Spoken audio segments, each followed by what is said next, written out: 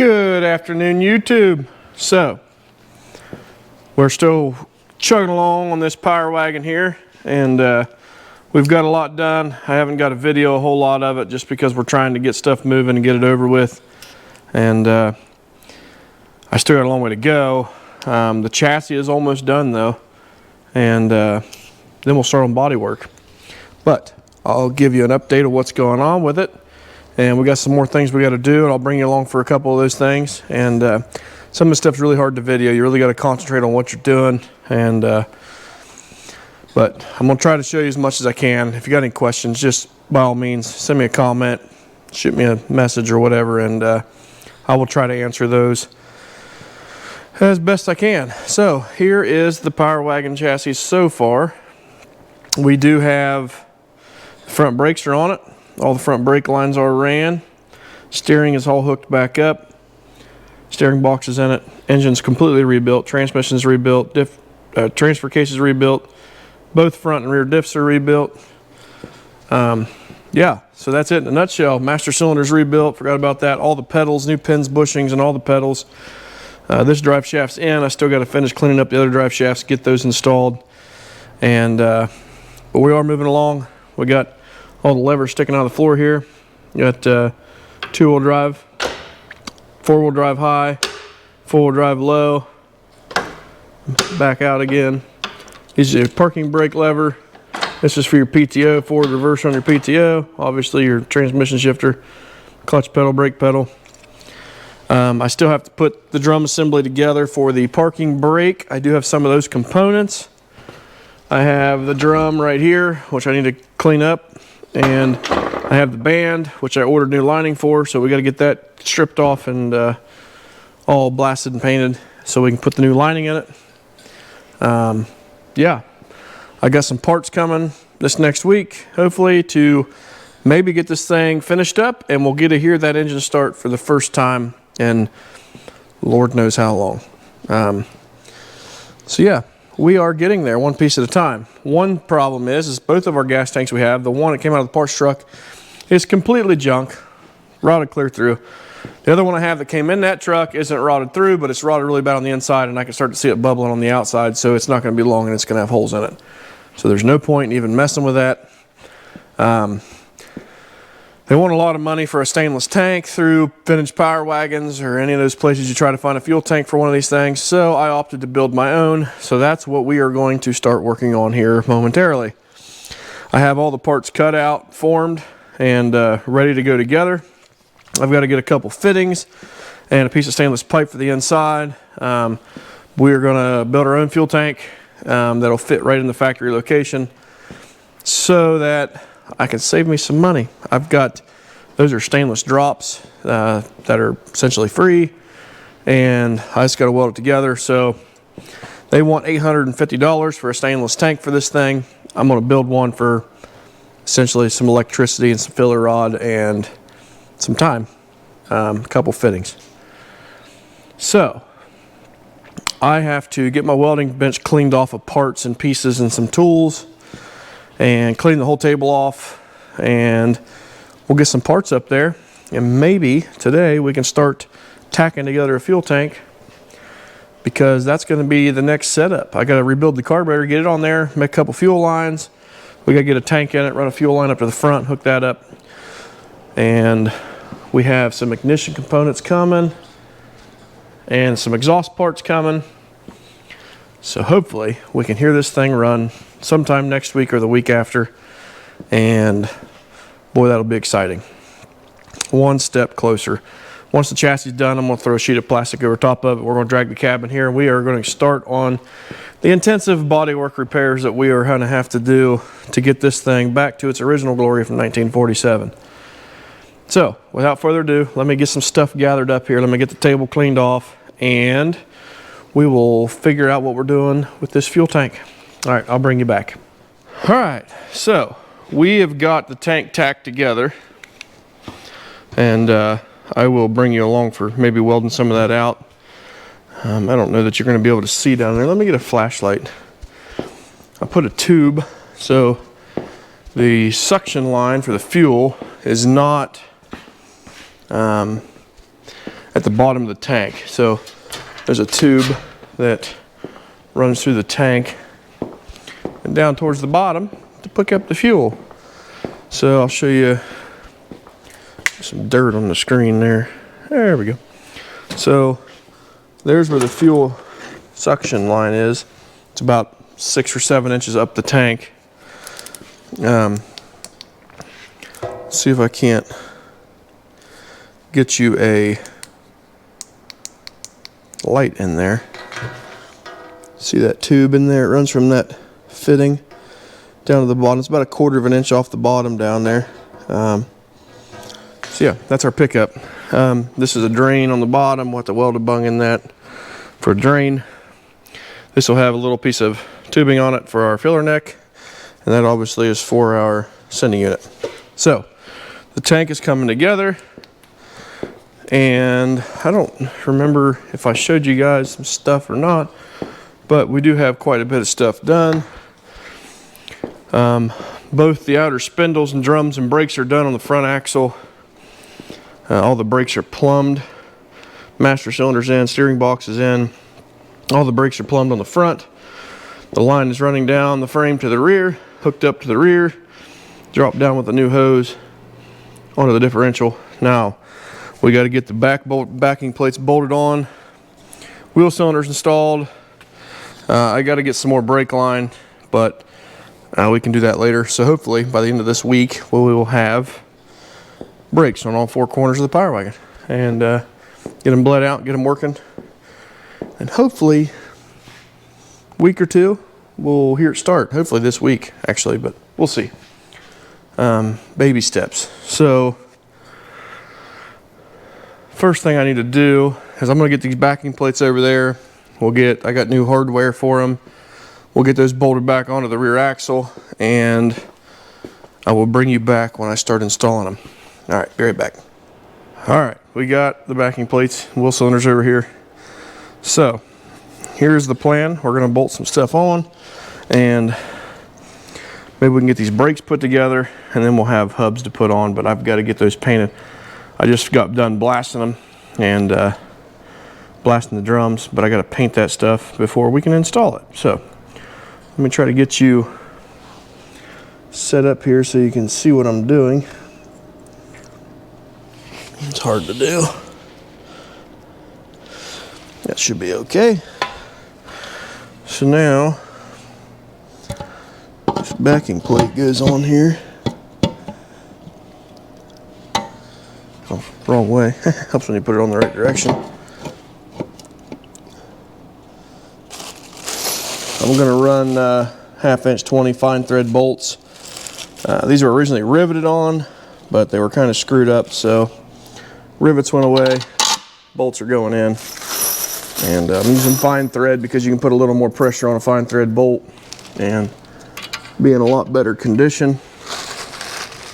So bolts, lock washers, that's pretty simple.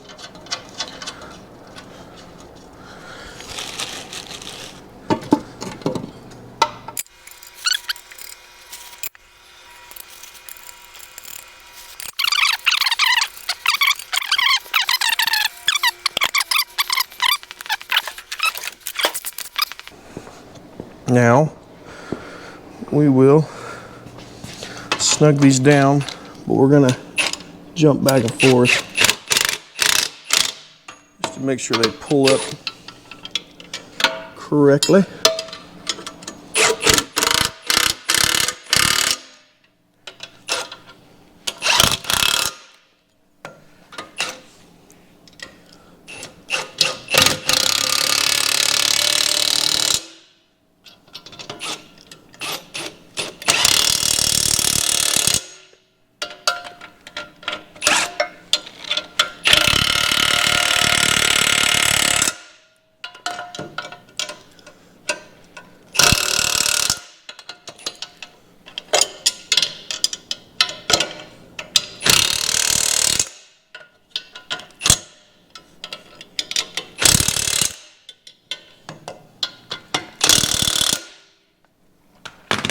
Okay, there's one backing plate installed. Now we got a wheel cylinder. I rebuilt all 4 of these as well. Some of the bores are a little iffy, so hopefully they don't leak. If they do, I guess I'll have to order new ones. The new ones are kind of pricey, but at the end of the day, it costs what it costs when you're doing something like this. And if you need a part, you have to buy the part. There's no way around it.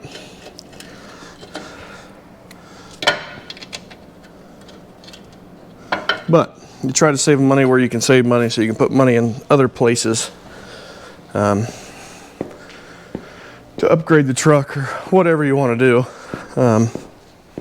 Let me get some more tools here. 1/2 inch. We might have enough. Yeah, we got enough brake line to do one side. We do not have enough to do both sides. I'll have to order more. Go to the parts store and get some.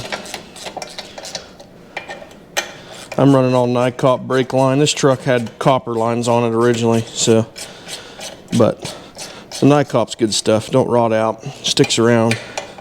But copper would have been fine too. It don't rot out either. But it likes to split when you flare it sometimes if you ain't careful. And the Nycop is pretty good stuff, unless you're doing a push to connect fitting, then it's not really that great. So, all right, so there's the wheel cylinder and backing plate on this side. I'm gonna go ahead and get the other side on, same thing. I don't know if you need to see it or not, but wheel cylinder, backing plate, 5 bolts. Pretty simple. Do the same thing to the other side. And then we'll get some brake shoes on here on both sides. And then we'll probably move on to painting our other drums and hubs. And once those are dry, we can assemble these two, run some brake lines, and we're done. Then I gotta get my wheels blasted so I can get those painted. And yeah, moving along. All right, I'll bring you right back. All right, so this is some of the most simple drum brakes on the planet. A lot easier to deal with than the newer generation style drum brakes, but they probably don't work as good because they have no bottom adjuster. The only thing you can do is adjust the shoe out a little bit so that the wheel cylinder don't have to travel so far to get the brakes to touch the drum. Problem is with that is that once the shoes are worn, it's really hard to get good brakes because the tolerance is so small for the shoes to actually work. So, but they're simple to put together, so if you ever had to fix them, it ain't nothing to take them apart. Biggest problem is they're really expensive to work on because some of these parts are just not easily acquired. There's only a couple choices you got to get these shoes from and the wheel cylinders from, and all these little clips and things. So I'll show you that here in a second. So there's little clips right here that bolt on. I replaced all these just because some of them were broke and I was afraid that the other ones were going to snap, and you don't want that piece of metal rolling around your drum. This is your adjuster. There's one for each side, and there's a big bolt in the back right there that you rotate. This is like a cam. It pushes out on the shoe, so that way the wheel cylinder don't have to travel so far to apply the brakes. You'll get it filled up with fluid, and the rest will be held in the master cylinder. But if you have too much throw, then you're going to suck your master cylinder dry, and there you are. So anyway, these shoes just hang on these bottom pins down here, and you swing them up, slide them into that clip. Behind that clip keeps it down on that adjuster, and then into the wheel cylinder, just like that. Same thing with this side. It slides in there. Sometimes they're hard to get lined up.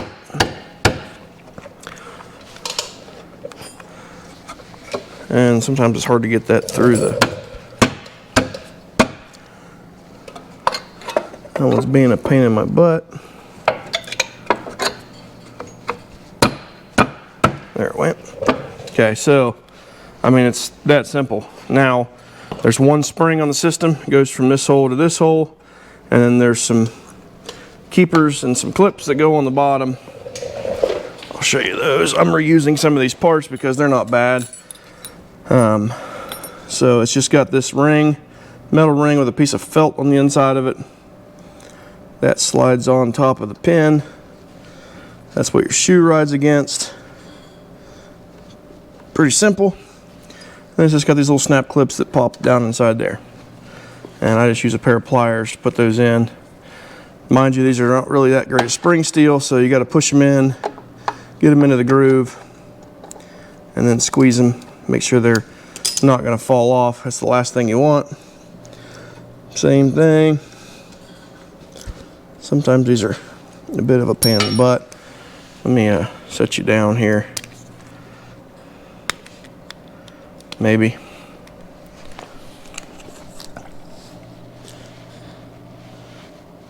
Yeah, you ought to be able to see that. So we'll get this clip started. This clip's a little misshapen, so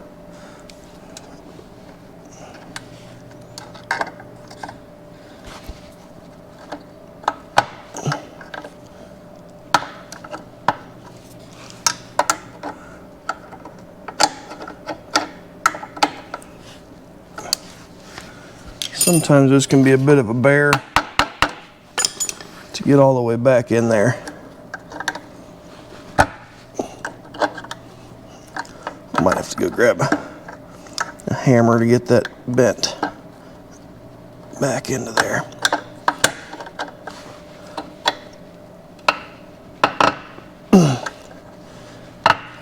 Yeah, let me go grab a hammer so I can tap that back in.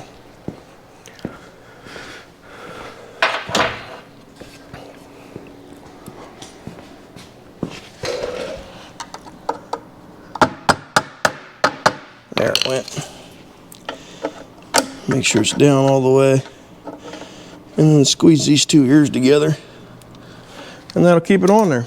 And then we have one more piece to put on. That's this spring. And it's a pretty powerful spring.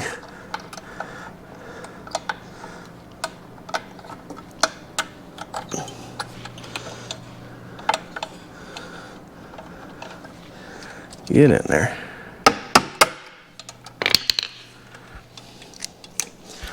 I don't know if I'll need vice grips or not.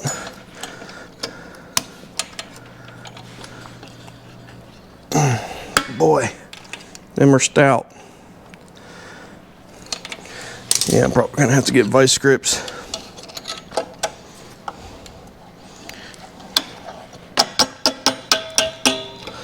Yeah, I'm prying the shoe out.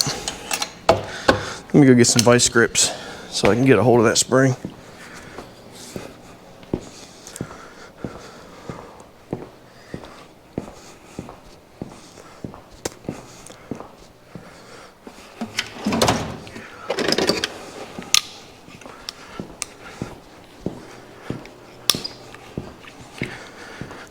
All right.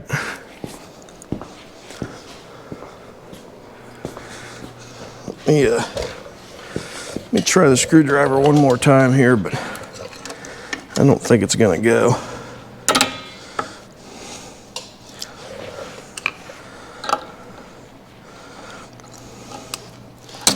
No.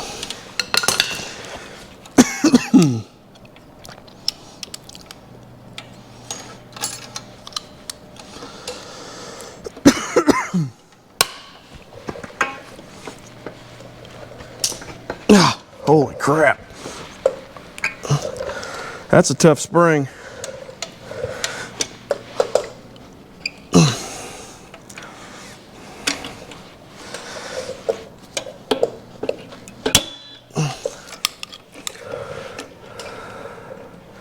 Anyways, you got to fight it to get it in there.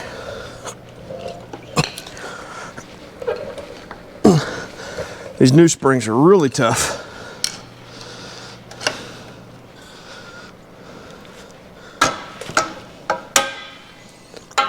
Yeah.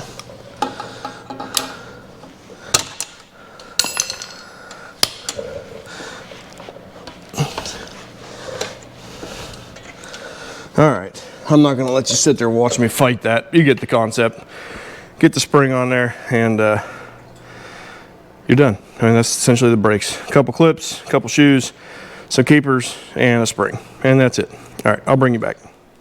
All right, so the fuel tank's almost done. I've got that all tapped out. All I got left to do is put the fill inlet in. Drain plugs in the bottom. It's all welded out.